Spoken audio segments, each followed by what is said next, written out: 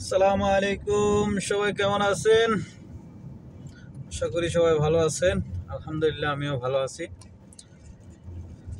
আজকে আমি বাহরাইনের বুসাইদিন এরিয়াতে একদম লাস্ট কর্নারে আইছি। এখানে আমরা আশরাফ, রহমান, আমরা সবাই আইছিলাম।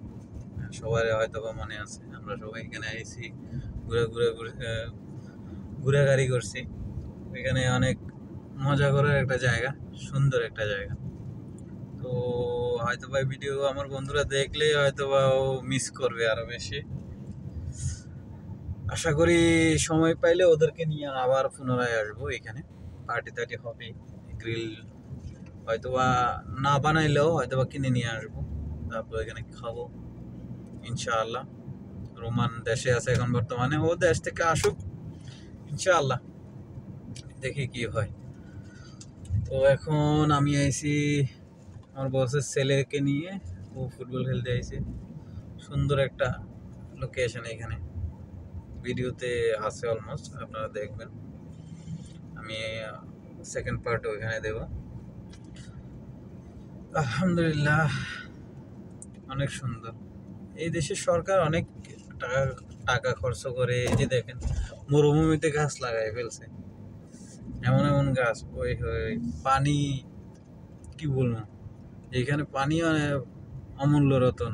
ওইখানে গাছ রুয়ে, গাছ বড় করে, ওইখানে পানি, এত পানি ব্যবহার করে, ও কি বলবো। সরকার এই দেশের জনগণের জন্য অনেক কিছু করতেছে। যারা এক্সারসাইজ করতে চায় না তাদের জন্য রাস্তার পাশে এক্সারসাইজ করার ম্যাটেরিয়ালস আছে, বসার জায়গা আছে, সমুদ্র।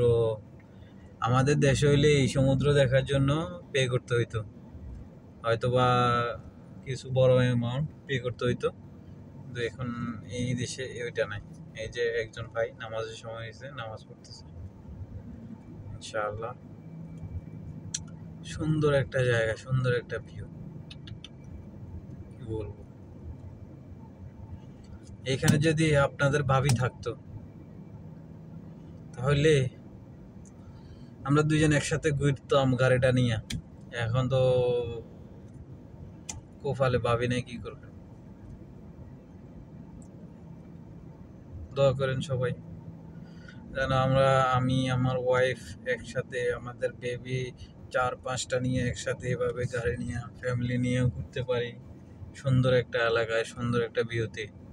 যেন একদিনে মানে এমনভাবে ঘোরাফেরা করবো, জান্নাতের একটা অনুভূতি ফিল করতে পারি। ওইরকম একটা মুহূর্তের জন্য অপেক্ষা করতেছি।